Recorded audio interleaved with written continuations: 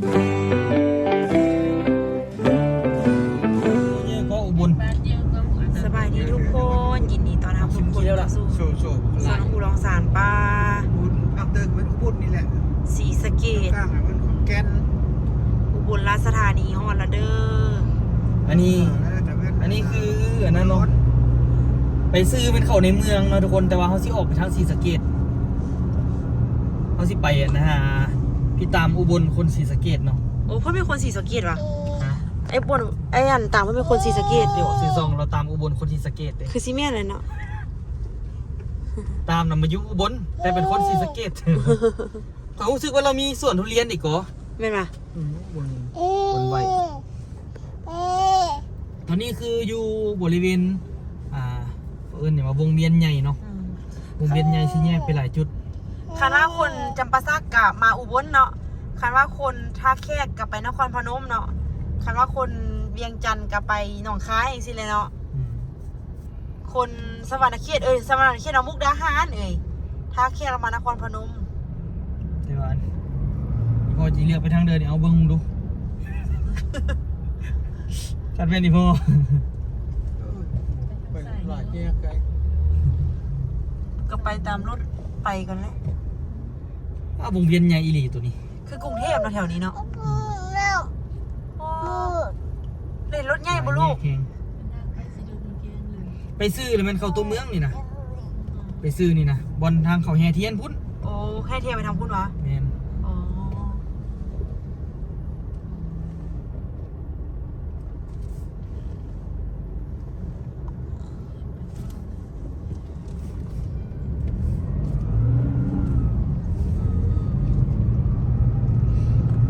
สีเลี้ยวของนี้อันนี้เข้าในเมืองนี่นะฮะเทียนมาทางหลังนี่รถสีเดิมใส่ข้างหลังนี่หลังสวะไม่ยังเทียนรถเทียนใส่ปะนี่รถเทียนคือบุเห็นปะโอ้บุเห็นมื้อนี้เขามื้อนี้วันที่28เด้โลโก้ซื้อมื้อนี้วันที่28เขาแห่เทียนเข้าอันบ่อนจุดที่เขาสิแห่นะรวมตัวกันนะกรุงเทพมันแยกแบบนี้นะอยู่กรุงเทพกันแยกซ้ายแยกขวาสินะเอาละซับซ้อนมันมีหลายแยกไปกรุงเทพมาแถวนี้ก็เนาะแต่คันมี GPS ก็เอาใครบนศรีสะเกษสุรินทร์โอ้สุรินทร์ก็ไปทางนี้เนาะศรีสะเกษโอ้แต่นี่ออกไปหาบ้านในตามกับเส้าไปนาทีอีกเด้นี่โอ้ไปแถววารินโถสำราบเลยกระชิเมียนที่หนองวารินสำราบเนาะคือกรุงเทพไปเนาะบ่เงินนี่นะเมืองใหญ่ขนาดเมืองใหญ่แท้ใหญ่ว่ะอุบลตั้งได้อุบลเนาะอุบลตั้งอีหลีอุบลนี่ที่ว่าเป็นจังหวัดที่ว่าใหญ่แถมแบบว่าเจริญกว่าซั่นซะเนาะอุบลนะมีห้างใหญ่งามอีกก็คือกรุงเทพอีหลีเจอเนาะแท้ก็คนจะประซักก็มักมาเที่ยวอุบลนี่แหละซุกตี้มาตลอดนะแถวอุบลนี่เนาะใหญ่เด้ก็สิแม่นเลยเพราะว่าเขาอยู่เส้นนี้เด้จัดตึกแต่ปากเดียวนี่เนาะมีจัดเนาะฮาบ่เมื่อลิ้นฮาบ่เมื่อลิ้นจะประซักแล้วกลับทางอย่าประซักเอาวะตายเลยเศร้าเลยเศร้าความคิดเดี๋ยวนี้กลับจะหาจำประซักตะย่อยบ่กลับดิค่ะอันนี้เขาอุโมงค์เลยใช่ไหมวะอาจจะไปซื้อที่เอาพาไปไซวันนี้ถึงมาแหละออโต้เขาทำออโต้นี่เขาทำเลยวันนี้นะอีพ่อที่พาออโต้เขาทำเด้อเอาหัวมุบลงเอาหัวมุบลงก้มไหมก้มไหมไม่ตำหัวลูกโอ้ก้มเลยนุ้ยอ๋อนะคักบ่อ๋อโอ้เห็นยนต์บ่ยังไม่เห็นซ้ำยังไม่เห็นที่เวียงจันทร์ไปจะพวกนั้นรถอุโมงค์เลยเนาะยังบ่มีมองดูที่เวียงจันทร์นะอยู่นั่นดิอยู่มองเงินเท่าดินาทมมาดิ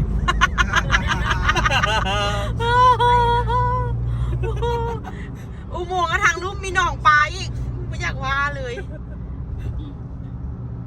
บ่คงเนาะก็ยังคิดอยู่ว่าอยู่มองเด้อ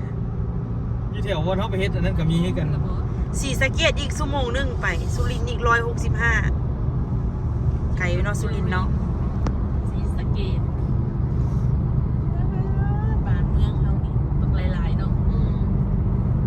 พวกเราจะมีรถพลคัน2 คัน 3 คันเนาะ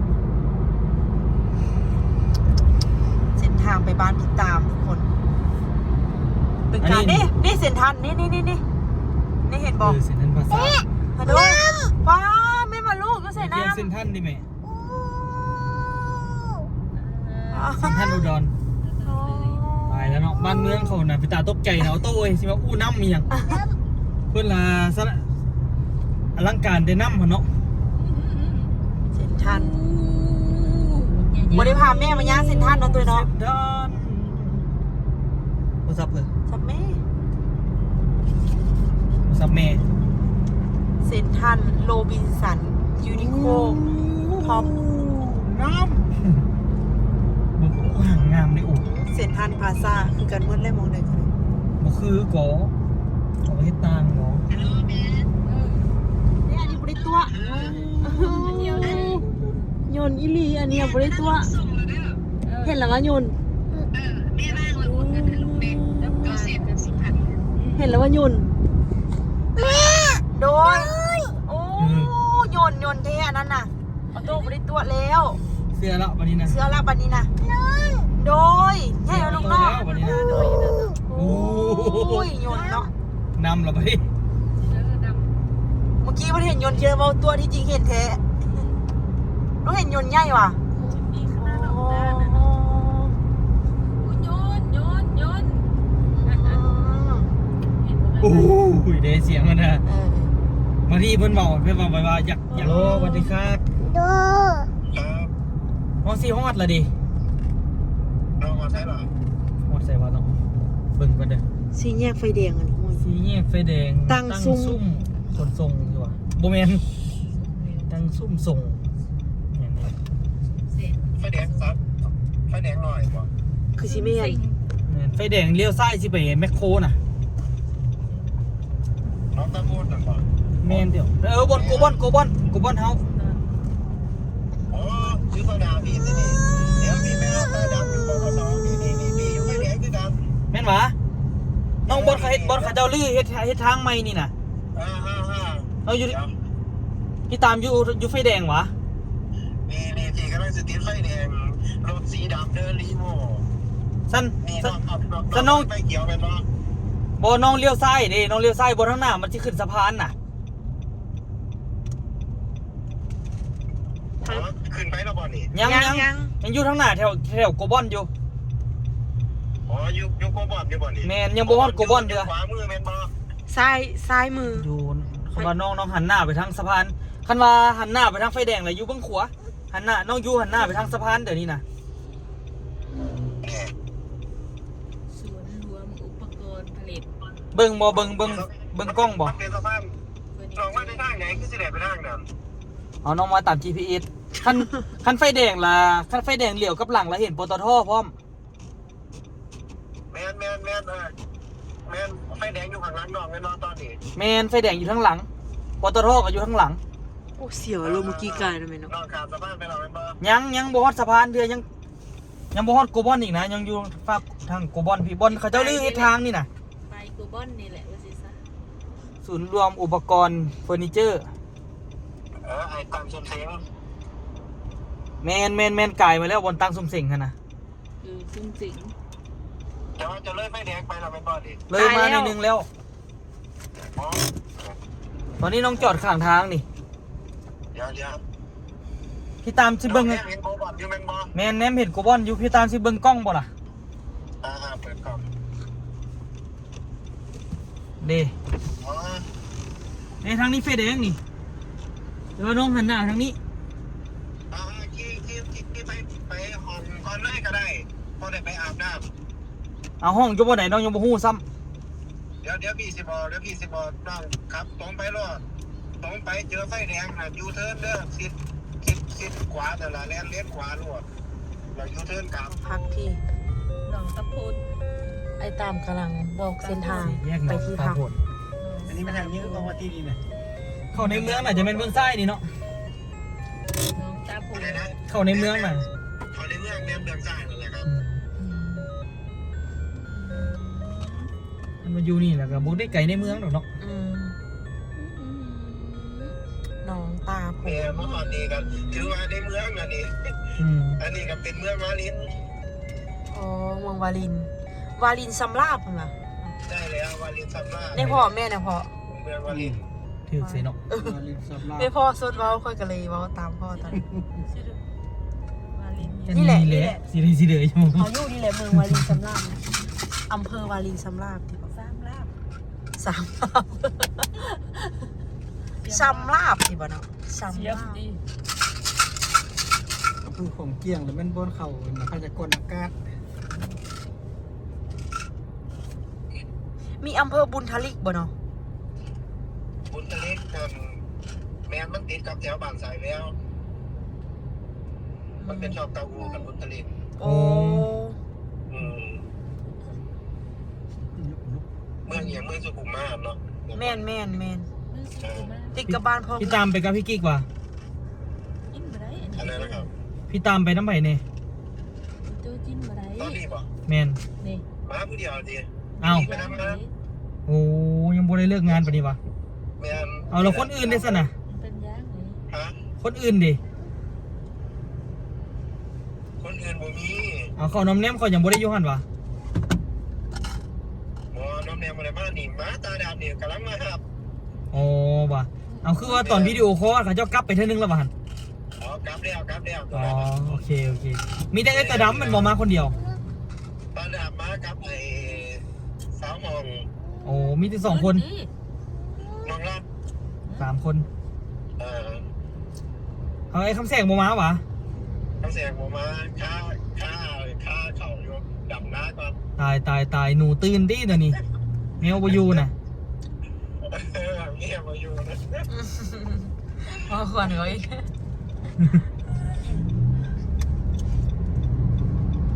จับคนบ่นึง มาแม่นละตีนี่โอ้รีเทิร์นนี่วะรอดบ่เฮ้ย รอดอยู่ โอเค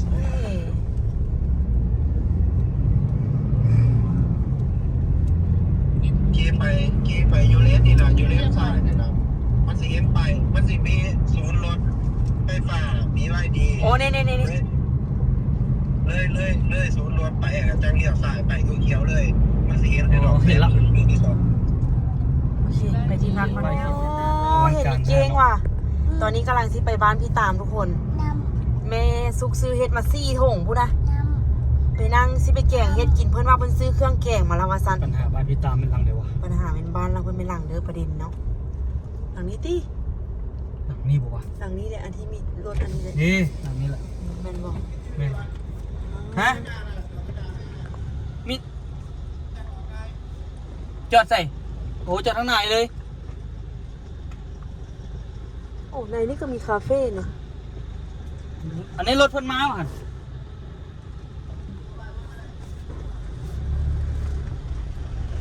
ปึ๊บบ้านทำนี่ก็คักดีเลยเนาะสัตว์เป็นส่วนดีตึงอันนี้เจ้าตามมา พี่ตามโอ้อูกระหาเคยเห็นพี่ตามครั้งแรกพี่ตามเพิ่นมาโบกรถให้โอ้ ที่ดื้ออย่างเอาชาวบ้านเขาเลยเขาคนเขาอยู่เนี่ย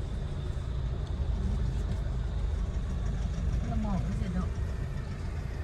เป็นคาเฟ่เก่า อยู่คนแหละต้องมีหอดหมา ไป นี่มาเจอวันพี่ตามแล้วสบายดีเอาพี่ตามกันยังได้คลิปอยู่ว่ะ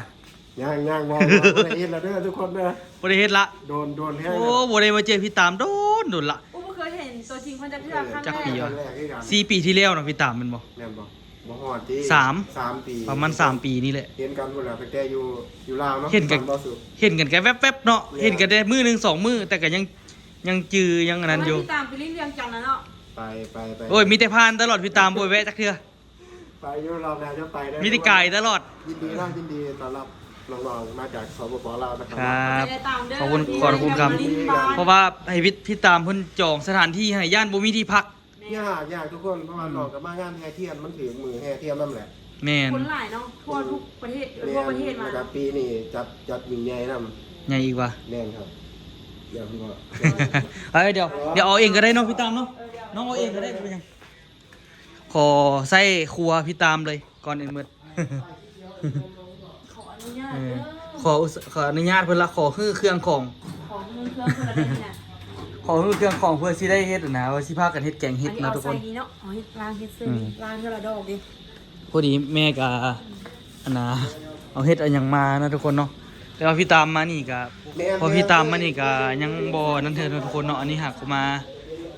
ครั้งแรกทุกคนครั้งแรกของตัวที่ได้มาเยี่ยมยามบ้านพี่ตามเนาะอันนี้น่าจะเป็นหมู่บ้านเนาะคล้ายๆเป็นหมู่บ้านจัดสรรเนาะเนาะมันจะสั่งคือกันเลย อันนี้เป็นหมู่บ้านจัดสรร รวมอยู่ในประมาณ15เมตร อืมโอ้ยประมาณบ่ได้แม่ประมาณ เยอะๆกันมาพอดี แม่เฮ็ดก่อนเพราะว่ามันติดต้องให้ตัวเฮ็ดน่ะ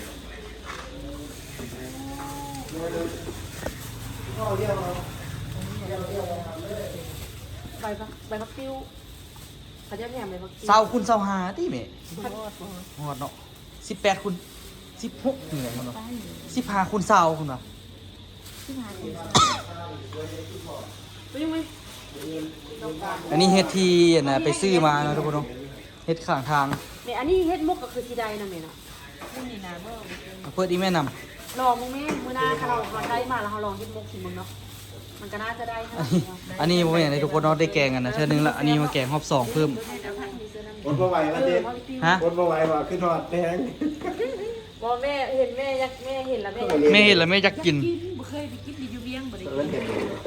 เฮ็ดดิน เฮ็ดหยังก็บ่ฮู้ซื้ออยู่ข้างทางนี่แหละ มุกดาหา อยู่ ร ไทยนี่บ่ อยู่มุกดาหารข้างทางออกจากวัดมาล่ะซื้ออยู่วัดเทื่อนึงแล้ว ราคา ซื้อสิวัดสองถุง ตามแบบจานหนึง50 บาทจังซี่นะ อืม คือวัดแพง แต่อยู่วัดหั่นน่ะอยู่วัดหั่นจานละ100 จานละ100ออกมาทาง แต่ออกมาทางว่าจานละ50 อันนี้เลยซื้อเพิ่มอีก ซื้อเพิ่มอีก3จานอยู่นอกซื้อเพิ่มอีก3จานแล้วก็เลยมาแกงกินจักบาทก่อนวะแกงกินสวยกำลังแซ่บเบิดก่อน มีข้าวสารบ่ข้าวสารข้าวเหนียว เดี๋ยวก็ได้เดี๋ยวเจ้าก็ได้ เขาเจ้าเลยบ่ บ่อนแซ่ บ่ที่แซ่เขาเบื่อ แซ่ข้าวเบื่อในนึง ครับ บ่เอาเป็นเม็ดกินใส่ ขอขันเดียวเนี่ยอันนี้ว่าอันนี้ กั เป็น นของ มา เบื่อ เม็ดเขาบ่แซ่ก็ จะ ได้ กำหนึ่ง เดี๋ยวเพิ่นมีขอในนึงแซ่ ข้าวเหนียวเป็นเหนียวเดี๋ยวผม เอาเป็นเม็ดกินซะเลย ข้าวสาร ข้าวสารเปื่อยแล้วก็แม่นมันบ่เบื่อละ ปุ๊บโอ้ยเบื่ออย่างเขากินหอมหนึงละ แม่ยังยันเบื่ออยู่ ยังย่านสิเบื่ออยู่ นี่หันมันเนาะเรื่องของกินนี่ หั่นเดี๋ยวพอสมดีเตี้ยนี่ที่กี้กิ๊กมานี่ มา ไม่บอกไอ้ต้นไม่ใช่ น่าจะแมนละเขาว่ากิ๊กนี่มึงแมนปะ คุณพ่อเริ่มดี แมนบอกฮะ คุณพ่อ พ่อใช่พ่อสมดีตัวโอ้นี่โอ้คือว่าเพิ่งเปลี่ยนรถใหม่ป่ะ เปลี่ยนรถใหม่ที่นี่ แม่นนะ เปลี่ยนเปลี่ยนเหรอแม่นุชที่บ่น ป้าสบายดีสบายดีเมนูสบายดีพ่อเดี๋ยวออกรถให้เพื่อนก่อนป้าถูกออกรถใหม่เหรอพ่อ เก่งเจ้า ป้าที่เราสบายดี เห็นเจอพ่อแม่เจอแม่นุชกับพ่อสมดีล่าสุดตอนออโต้ถือพาออโต้เดือนคองแล้ว ออโต้ยังพอนเกิด ตอนออโต้ไปบ้าน ไปเอารถเขาก่อนไปจึงว่ากัน ยังเพื่อนนะ เดี๋ยวกำลังอยากเห็นหลานแล้วนี่น้ำผุดทับลาว ออโต้ หายไปเอาตัวมาก่อน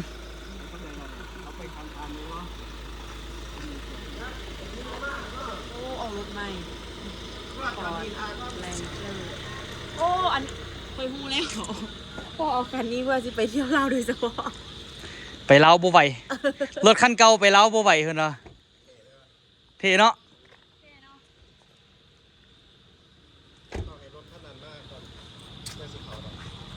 รถคันไหน โอ้รถอันนี้นี่วะเอาพี่กิ๊กเอารถนี้ไปวะ ขี่มอเตอร์ไซค์ไปพี่ขับรถกระบะไปแต่ว่าเปลี่ยนกันอยู่ตลาด อ๋อปลาเดี๋ยวรถงามเลยพ่อสมดี โอ้มา แม่สวัสดีครับ เสียรถ โอ้ยขี่รถงามเลยรถงามเลย โอ้ย มันงามเลย นี่ยังย่ำฝนตกอยู่ คันนี้ไม่สมบูรณ์แน่ เอา ส่ง ไปได้ สงสัยไปเจอรถอะไรอยู่ทางอยู่ลาวเหราไปนะนี่ มาเพื่อมาลุยแล้วเนี่ยได้กินซุปผักเด้อได้กินซุปผัก แม่ที่แกงเฮ็ดสุกิน โอ้เห็นบอก โอ้ นี่ ย ดีใจหลายมาให้มาเนี่ย แม่ก็ โอ้ยเฮ็ดดี แม่เพราะว่าซื้อมาตามทางบอก ว่าอยู่อ่ะเมื่อกี้ว่าอยู่ฮอดยาโสผู้หนุดกับบ่มีผู้มาว่างเห็ดไข่ที่เอาไปให้น้องอูกับมาอยากเจ้าคางกกฝนตกเจ้าก็ออกหากินตามพื้นดินกระโดดหยองมองหาแมงเม่าเปลือบป้าคางดูมันดูคางคกดิคางคกร้องเฮ้ยมันร้องให้มันร้องดูตามันดูเอาลองได้ดิเต่าข้างอันนี้เต่าเป็นเต่ามันมีสี่ขาสี่ตีนเดินมามันทำหัวปุบ โอเคห้องเพลงนี้ได้ละอยู่ร่วมกันได้แล้วแหละ โต้ทูลูกประตูเลยลูก 20 กันยาวันเกิด อืม 20 กันยาจะครบ2 ปีแล้วเนี่ย ทูประตูเลย ทุเลยไว้ทุเลยทุ มาพอตู้ต้องไปหาดูไปดูมันมีลิงอยู่ในรถไปดูลิง ไปเบิ่งไป เอาลิงลงมาเดี๋ยวเอาลิงลงมาก่อนมีลิง ใครในห้องเพลงเตาได้เนาะผู้ซ่านนี่ไปน้ำยากเลยฮัน ขันห้องเพลงเตาบ่ได้อยู่น้ำกันยากเลย ต้องน้ำหอมมาลวกมันจิ้มผมเลยมันจิ้มหลังสบายอันนี้วะ สบายดีสบายดี ล่าสุดเราเจอกันตอนออโต้เดือนออก9 เดือน ไหนกันอูปละ ขึ้นเลยห้องเพลงเตาได้ไป ของมามอบให้หลานเร็วเดี๋ยวของมามอบให้หลานพูดบ้างก่อน พ่อไว้ตรงไหนนะ อยู่ในนี่ มันหยัง เดี๋ยวยายรุ่นมีอะไรมาให้ยายรุ่นมีอะไรครับแบบเปิดอะไรดู โอ้สบายดีไอ้ตาดำเอาจับอีกเอา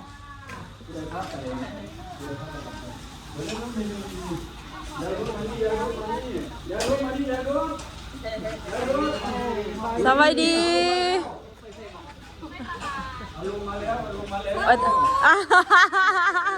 เอ้ยห้องนี้หุ้นดีตลอดกาลสวัสดีอ่ะ ชีวิตข้าพเจ้าเจอสาวห้องแล้วเคยจำบุญครบแล้วใช่ไหมคะบทต่อไปจ้าเชื่อทนายไหล ว่าจะเป็นปลาตะนาย บทผู้ไปเทือหนึ่งว่าจะซื้อผ้าไหมเพราะว่าพอไปกินไก่ย่างที่นาตลาดเจ้าเดี๋ยวเจ้ากับว่ารับ สบายดีเด้อ ไปไปมา สบายดี จนเป็นบ่าว แม่นอยู่ เป็นจะจะปี 3 ปีกว่าเกือบ4 ปีแล้วลูกก็เกือบที่2 ปีแล้วดิ ส่องไทย 2 อู อ๋อสบายดีเด้อพี่น้อง จนลืบ เอ้ยตาดำเสาเราใต้ จะได้เอื่อยยังงามคือเก่าอยู่ โอ้ยังงามคือเก่าอยู่ ใกล้ เอื่อยมาอย่างพอ โอ้ผม เห็นคลิปอยู่ พ่อก็เห็นคลิปพ่อก็เบิ่งคลิปเด้พ่อเราเคยเห็นไอ้ตาดำน้ำ แม่ยายตาดำกับเบิ้งคลิปน้องตอนเดินทางที่ฮอเขาฮอหนามมากก็สิคอมเมนต์อยู่บ่กะคอมเมนต์อยากเป็นบ่ตอบ โอ้ย เซอร์ไพรส์ สบายดีพี่กิ๊กสวัสดีครับ ผักแม่ สบายดีรัดเอ้าอันน่ะบ่มีวันนั้นมานำว่ะคนโสดว่ะโอ้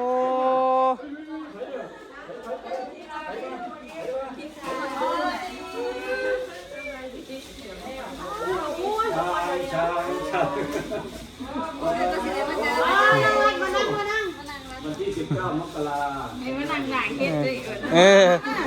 อยู่บุญกะหาเฮ็ดบางทีก็รักคุณเด้ อันแมวตัวหนูมันสิบ่ดิ้นว่ะเจ้ามาพี่หนูอยู่บ้านน่ะ ก็ยิ้มเติมว่า แม่แห้งอ่ะมื้อแรงนี่โทรหาบ่รับสายดอกเน็ตบ่ดีแม่นบ่เออเออฮะมีสายจอบได้แต่จอบพอแล้ว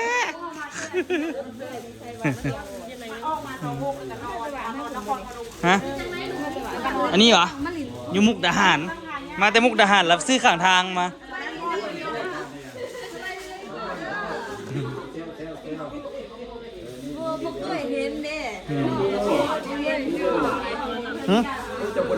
บ่จื้อเรา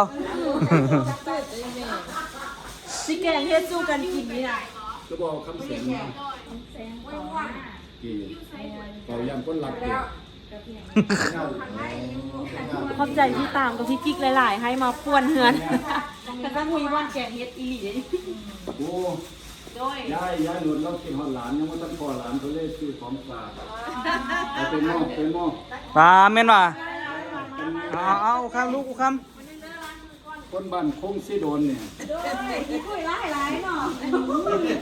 เป็นไทยเป็นภาพไปเดี๋ยวเอาไปดูอู้เดี๋ยวมีรางวัลไปดูสิ เอาตัวลูกไว้โต เอาล่วงมาเลยตัวจะภาพนี้ ว้าโตเสื้อกางเกงโอ้ลิเวอร์พูลใครแน่สนะคันมาทีมอื่นนี่บ่ปานใดลิเวอร์พูลนี่โอเคอยู่อันนี้เอาไว้ให้ต้นซ่านี่ ถามมาทิปสเก็ตมานี่ติ ไปหยอกนี่ ประมาณ3 ปีกันยังนุ่งได้คือเสื้อน้ำพุทับลาวหั่น ใครจะมาดึงมาเป็นทีมแบบนั้นเนาะ แต่ตอนเกิดจนเดียวนี่ก็ยังนุ่ง ร้องเสียง ขอบคุณครับขอบคุณเมนุษมากๆนะครับ เดี๋ยวตู้หอมก่อนมีเสียงตัวไหน มาลูกชายให้กันได้มาโอ้สิทายครบป่ะจะใส่ง่ายบ่ล่ะง่ายค่ะใส่เลยเหมือนนี่กัน เดี๋ยวอะไรมาแล้วนี่ดูได้บอกเอาลูกเอาบอกยายเท่านุชเอาชุดมาให้ยายเท่านุชไม่รู้ถูกใจไหมเนี่ยดูงาม1 2 3กับปากแม่เด้อลูกปากเฮาเนี่ยเห็นในห้องตัวน้อยเนาะมันอยู่ในคลิปคือตัวใหญ่ ไปที่กระทรวงเนี่ยแหละเนาะ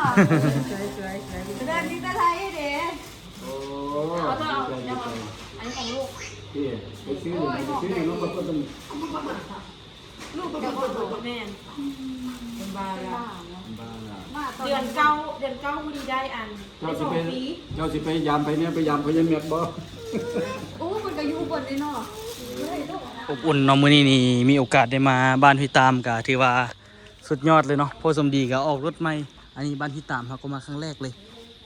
แต่ว่าแต่ละเทื่อนี่ก็มันก็ไกลกันเนาะปลาถูกหอบอย่างมานี่ ของฝากจากขอนแก่น โอ้ลองมาดูขอซีมดู จากสวนนะทุกคน จากสวน สวนคุณพ่อเอง แม่นบ่ จาก สวนบ่นั่นลูกไปเห็นป่ะหรือว่าคนละสวนน้ำพุดบ่แม่นติ อันนี้สวนอยู่งั้นเลย เห็นบ่อ๋อ บ้านตาย โอ้เนื้อหลายเนาะพ่อเนาะ ชิมเบิ่งดู เนื้อบ่ไกลหลายเอาเข้าไปก่อนกำไงเนื้อหลายดีเนาะแม่เนาะ เม็ดน้อยเม็ดเล็ก อืม เนื้อเยอะ เนาะเนื้อเยอะดี เนื้อเยอะ แซ่บ เป็นที่แรกด้วยนะ ปีแรกว่ะโอ้ไปตาไปปลูกอยู่ได้เหรอคันไม่แซ่บอ่ะดิ แต่ว่าย่านมันใหญ่เหรอมันสิเป็นแมลงทุกคนเนาะอันนี้นี่ก็มาเติมหนึงเลยเนาะทุกคนเนาะก็สิมาเฮ็ดแกงอย่างไรทุกคนมีอย่างไรก็ไปติดตามแต่ละซองเลยแหละเพราะว่ามีหลายซองทางที่ทุกคนจะได้มารับชมนํกันเพราะว่ามีหลายซองอีหลีเนาะมีจากรัดซองอย่างครบเซตเลยเนาะเดี๋ยวนี้เฮาก็มีโอกาสได้มาเฮ็ดอยู่เฮ็ดกินนํกันก็ถือว่าเป็นมีบุญวาสนาต่อกันเลยเนาะจึงได้มาเจอกันเนาะเป็นยังไงฝากทุกคนติดตามเด้อมื้อนี้นี่ก็อบอุ่นแฮงเนาะเดี๋ยวเฮา ล้างเฮ็ดล้างหยังไปแกงเฮ็ดแซ่บๆกินฝากทุกคนติดตามเนาะสำหรับคลิปนี้ไปกันเด้อ มาเจอหลายคนแฮงเอ้ยตาดำผู้ใดได้แต่ว่าถ้าเบิ่งคลิปอูหรือคลิปต้วยก็ได้เด้อว่าพวกเราสิเป็นจังไดเนาะ ไป ไปเดี๋ยวล้างเฮ็ดก่อนพากันตั้งใจฟ้าวแต่งกินช่วยกันเดี๋ยวมันสิมืดทุกคน นี่แกงโลกพี่คนน่ะ